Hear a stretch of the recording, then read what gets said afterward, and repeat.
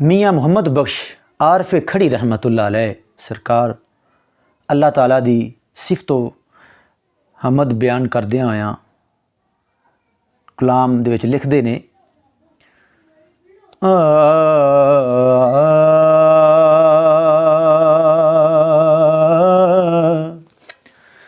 आप मकानों खाली उस थी कोई मकान ना खाली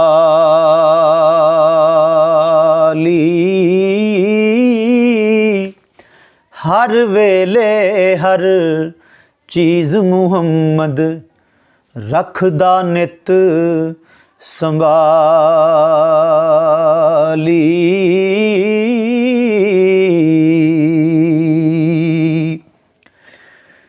जून 2018 उसने दुनिया विच बनाई सूरत सीरत ते खासियत वक्खो वखरी पाई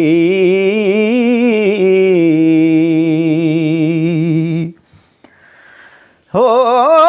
जो जो रिज़्क़ किसे दा की तुस लिखिया कदे न टाले लख करोड़ तक्के बुरियां फिर भी उवें पाले लख करोड़ तक्के बुरियां फिर भी उवें पाले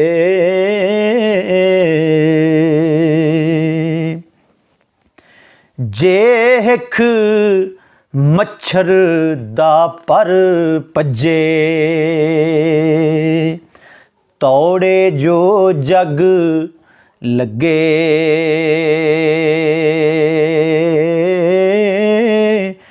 हर गज रास ना हुंदा मुड़ के ज्यों कर आहा अगे सारा जान भी लग पवे तो मच्छर का अगर पर भज जाए तो उन्होंने बना नहीं सकते जिस तरह अल्लाह ने अपनी कुदरत के नाल उन्होंने बनाया है। ऐसा करीम व मालिक है, बादशाह है। बादशाह थी भीख मंगावे तख्त बहाए गाही कुछ परवाह नहीं कर उस दे दाइम बे परवाही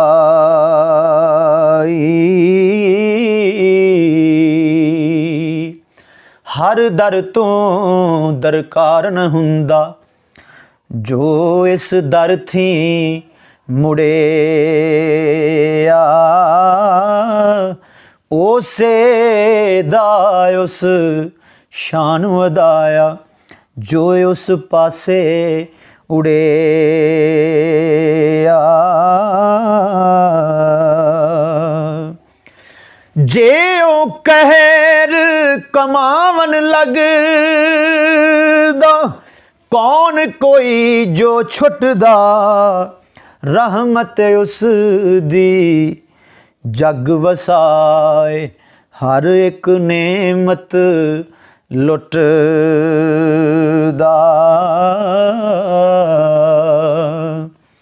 सदा सलामत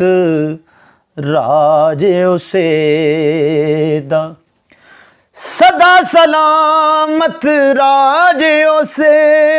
दा उस दर सब सलामी आदम जिन मलाइक हर शै जिया जून तमामी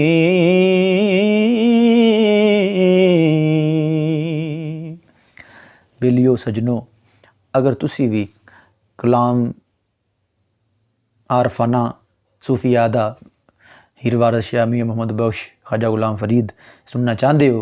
ਤੇ ਇਸ ਚੈਨਲ ਨੂੰ ਸਬਸਕ੍ਰਾਈਬ ਕਰਕੇ ਨਾਲ ਬੈਲ ਜਿਹੜੀ ਘੰਟੀ ਉਹਨੂੰ ਦਬਾ ਲੈਣਾ ਹੈ। ਤੇ ਅਗਲੀ ਜਿਹੜੀਆਂ ਸਾਡੀਆਂ ਵੀਡੀਓ ਨੇ ਇਨਸ਼ਾਅੱਲਾ ਉਹਨਾਂ ਦਾ ਨੋਟੀਫਿਕੇਸ਼ਨ ਸਭ ਤੋਂ ਪਹਿਲਾਂ ਤੁਹਾਡੇ ਕੋਲ ਪਹੁੰਚ ਜਾਏਗਾ।